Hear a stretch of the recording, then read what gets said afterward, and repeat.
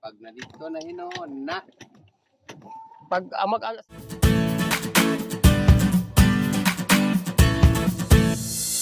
So ngayon guys, meron tayong ayusin ngayong araw na ito, isang Euro 110. Yung problema niya guys ay bigla natin tumirik habang nasa biyahe. Tapos ayaw nang makickstart. Nung nag-chat siya sa akin, sinabi ko sa kanya, una mong gawin ay i-check ang oil level ng inyong makina. Upon checking guys, okay naman daw siya. So ngayon, kapag mga ganito motor, alam ko na guys kung anong problema nito. Kapag merong oil at biglang nag-stack up ang makina at ayaw na makickstart, ang pinakauna natin gawin guys pagkatapos ng pag-check ng kanyang oil is sa kanyang stator. Doon buksan natin.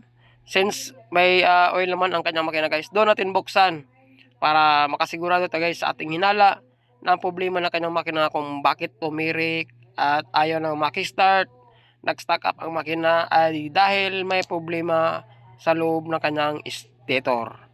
So kapag walang oil naman boss, anong kadalasan problema? Siyempre guys, overheat, stack up makina, knocking, yon. Pero kapag maganda naman ang oil level, katulad sa mga motor na mga ganito, mga China, alam na natin guys, o may idea na tayo kung anong problema meron ang kanyang makina.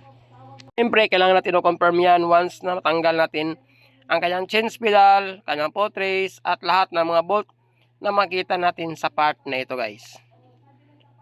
Alam nyo na guys, ibig kong sabihin kung bakit tinanggal natin ito para masilip natin ang loob ng kanyang magneto. Marami tayong mga hula-hula guys kung anong dahilan kung bakit nag-stack up. It's either naputol yung starter chain. It's either kumalas yung stopper ng kanyang starter motor. It's either yung magneto lumuwag. It's either yung bolt ng kanyang magneto bumigay. It's either bumigay ang kanyang stator. So, dyan natin malaman guys once mabaklas natin. So, ito na. So, ito na nga guys, yung pinakahuli natin suspetsa, ang kanyang stator wasak dahil may lumabas na bolt sa kanyang magneto. Ito yung hindi na bigyan ng pansin ng kumpanya guys ng mga ganitong design ng mga stator. Kung bakit biglang lumuwag ang tatlong allen na bolt na yan. Pwede naman sana i-rebit siya no or ano na lang no, i-built in para hindi magkaroon ng ganitong senaryo. Kadalasang issue to ng mga Rose, SYM, SRM, China Motor, halos lahat guys, Skygo. Dito lang ng XRM at saka mga Honda na nakarabits yung magneto, buo siya guys. Ito kasi is mayroon tatlong bolt dyan kasi dyan po naka-attach ang kanyang kanyang one way clutch ng kanyang magneto guys. Pagbigay ng tatlong bolt o pagluwag dahil sa siguro matinding takbo or siguro matinding bigat na kinakarga ng kanang motor o bumigay ang tatlong allen na bolt niyan. Pero usually guys, ito talagang kadalasan talagang issue na aking unang maging kwentro kapag mayroong oil ang kanyang makina. Tapos biglang tumirik, nag-stack up, ayaw na makickstart. Lahat ng allen na motor guys, ganito. So ang gawin natin nito o remedyo is kung makita nyo itong video na ito guys, may balik natin ang kanyang tatlong allen at syempre mas maganda, ispatan natin o weldingan natin ang likod ng bolt para hindi siya kakalas ulit. Pero kung wala kang pa-welding, much better higpitan nyo ng maigi. Yung mahigpit talaga guys para hindi na siya luluwag. Kasi kapag luluwag yan, iikot yan sa loob ng ating magneto at lahat ng ating magnetic wire ay mauubos, masisira. At pag sira niya guys, itong mga bolt nito mag-stack up to sa magneto. Kasi yung magneto at saka stator is maliit lang ang clearance sa loob kapag umiikot. So kapag mayroong mga ganitong mga kalakihan ng mga nababara, automatic ang ating motor ay napipigilan ng pag-ikot ng magneto at namamatay ang ating makina. So yun lang guys no, sana sa video ito ay may idea kayo kung anong dapat nyo gawin kapag yung motor ay maka-experience ng itong scenario. Abang-abang na smart to guys kasi yung owner medyo kumamot, walang budget. Maghanap muna siya ng pambili ng stator at saka siya libor ng mekaniko ng kanyang motor. Tapos advice ko na rin sa kanya na sa sunod is magandahan na siya sa pagtakbo para hindi luwag ang mga tornilyo ng bolt ng kanyang makina kasi mabilis mong patakbo ang owner na ito. The next day. Nakabili na tayo ng bagong stator guys. Ito yung stator yung nauna na nasira. Sa nagkaroon ng pag-release ng mga tatlong bolt sa kanyang magneto. So kapag umikot ang ating magneto, tatamaan ang kanyang magnetic wire. Kaya nasisira ang lahat ng magnetic wire sa loob ng kanyang stator. So yun guys, sa loob niya kanyang crest ng stator pala guys. So ngayon nakabili tayo ng XRM na 110 stator. Kasi hirap makahanap ng Euro na stator guys, no? Para sa kanya. Kasi po yung Euro 110 Sports, Euro Sports 110 guys ay full wave ang kanyang stator. Pero primary type ang kanyang CDI. Since hirap tayo makahanap ng ganitong design ng stator guys, you know, dalawang yellow na wire, ibig sabihin full wave na talaga ang kanyang stator. So ngayon guys, ang XRM na 110 ay half wave. So ang gawin natin guys, i-convert natin ng full wave ang kanyang stator na nabili natin. Ang full wave na stator na nabili natin guys, na XRM 110.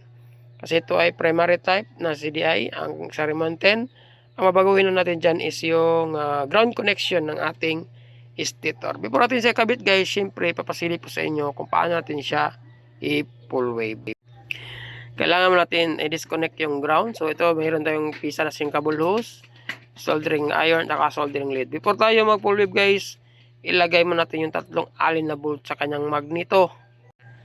Ito po ay biglang kumalas. Lahat po ng mga halos China motor na experience na ng ganitong senaryo, kapag nagkaroon ng sobrang vibration ang kanyang makina or either malakas mapatakbo si owner. So ngayon guys, ibalik natin ang tatlong alin na bolt, alalayan natin ang pagpasok. Pag may pasok natin ang tatlong bolt guys, ay siyempre kailangan natin iretining yan to make sure na may wasan natin magkaroon na pag loss na naman ng tatlong bolt yan. Mas maigi guys, no?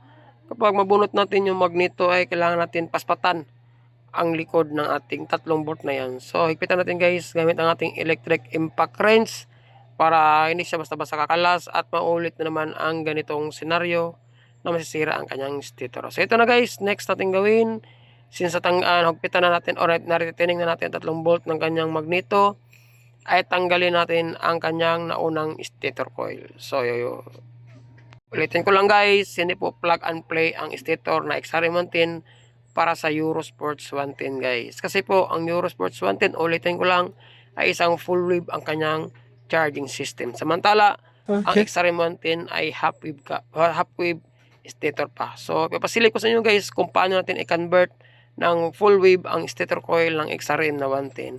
Napaka-basic lang po guys, no? Kung kaya nyo itong gawin, is mag-DIY na kayo. So, ang pinakaya nyo gawin is tanggalin ang ground wire connection ng inyong stator. Yan guys, oh. Yang pinutol ko katabi niya na ng primary coil. So, siyempre dyan nagsimula ang kanyang starting winding kung saan yan po ay ground connection. Kapag matanggal nyo ng ground connection guys, yan. So, mas may kiskisin nyo yan mamaya para matindi ang kapit ng ating soldering lead. So, next naman, yung wire ang puputulin natin guys, yung kulay yellow na yan, yan. Nasa ilalim yan ang kanyang connection. So, naputol na siya. So, ilayin nyo sa pelalim. Tapos, magdudugtong tayo ng wire dyan.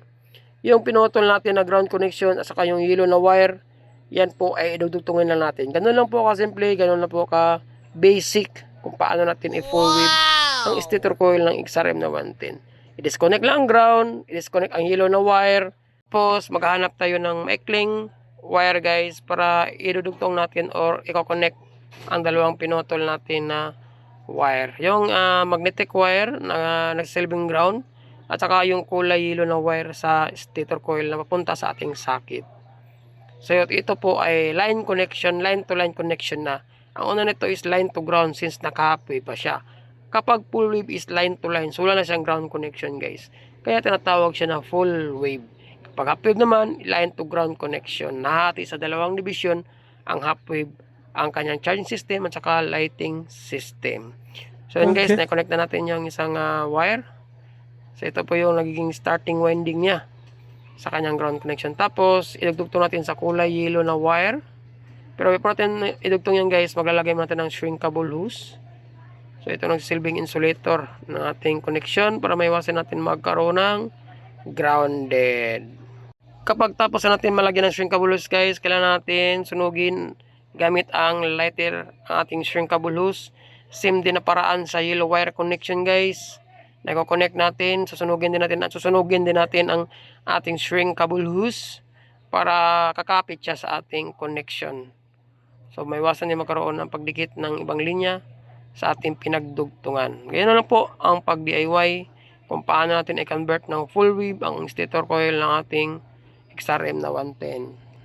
So, ganun lang po kadali guys, no? So, kapag yung motor XR110, napanood mo itong video ito, di mo na kailangan pang pumunta sa mga shop para magpa-full wave. Kasi makikita nyo na ang full wave natin sa stator coil ng XR110. So, yun guys, na-connect na natin ang dalawang pinutol natin na ground, magnetic wire, at saka wire. So, ito na po.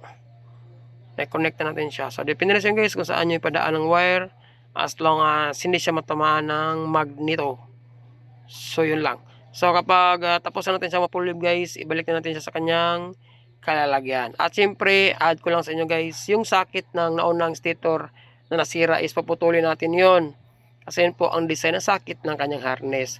Tapos ito namang sakit ng XRM na 110 ay paputulin din natin. I-connect natin yung sakit na pinutol natin sa naunang stator niya guys para magkaroon ng compatible kapag na-tap natin siya sa kanyang makina. So yan guys, so yan, di ba? Tinanggal ko siya, pinutol ko pala siya. Kinunik ko yung naunang sakit niya. Diba? Goods na siya. Yung ground niya guys, nauna, hindi na natin gamitin yan. So, 4 na wire na lang ating gagamitin. Yung primary coil na wire, 2 wire na kulay yellow, at saka yung pulser.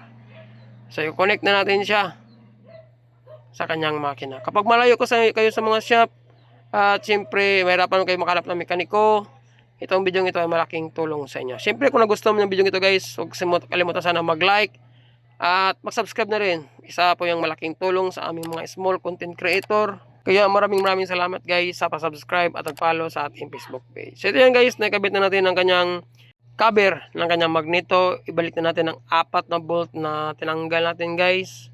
Siyempre before natin ikabit yung kanyang change pedal ay kailangan natin try ipa-andar kay bossing kung aandar ba siya.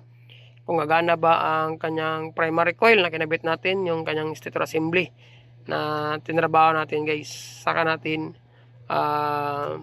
ipa-final ang paglagay ng kanyang putris, ibalik na kanyang putris at saka ang kanyang change pedal. So nalagay na natin, kailangan natin natitining para mawasan natin mahulugan ng mga bolt.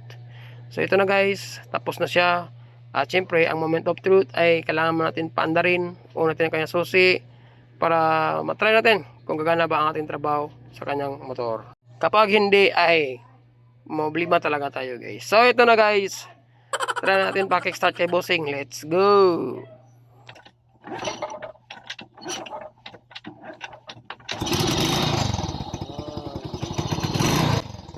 Yun o, umandar na siya guys.